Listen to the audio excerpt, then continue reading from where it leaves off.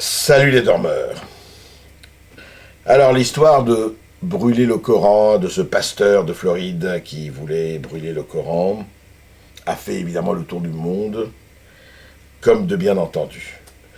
Un petit pasteur d'un groupuscule évangéliste constitué de 50 pelés et de 3 tondus annonce qu'il veut brûler le Coran à cause du 11 septembre.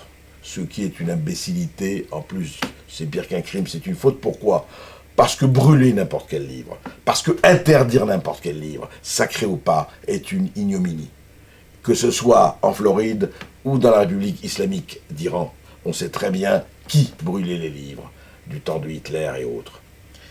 Mais alors, ce qui est intéressant dans cette histoire, c'est deux choses. C'est d'abord que ce type-là est devenu une espèce de anti-héros mondial.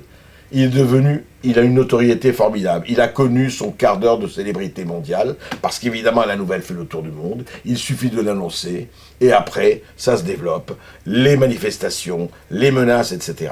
Et ce qui est extraordinaire quand même, c'est que Interpol a prévenu les 188 pays qui font partie d'Interpol qui risquaient d'avoir des menaces et des violences.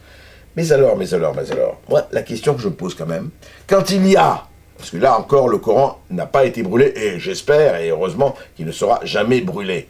Mais en revanche, quand les évangiles sont brûlés dans certains pays, comme en Indonésie, comme au Niger, quand les chrétiens, quand les églises sont saccagées, comme il y en a eu en Égypte, comme il y en a eu ailleurs, quand on interdit d'ailleurs de faire entrer un seul évangile en Arabie Saoudite, dites-moi, vous voyez des menaces mondiales? Vous voyez des manifestations? Vous voyez le pape s'interposer? Vous voyez les cardinaux et nos chers évêques qui clament leur indignation devant ce que fait le pasteur, leur indignation légitime, s'énerver du fait qu'on brûle ou qu'on lapide ou qu'on incendie des églises? Eh ben, dites-moi, vous entendez le silence assourdissant de ces braves gens d'église?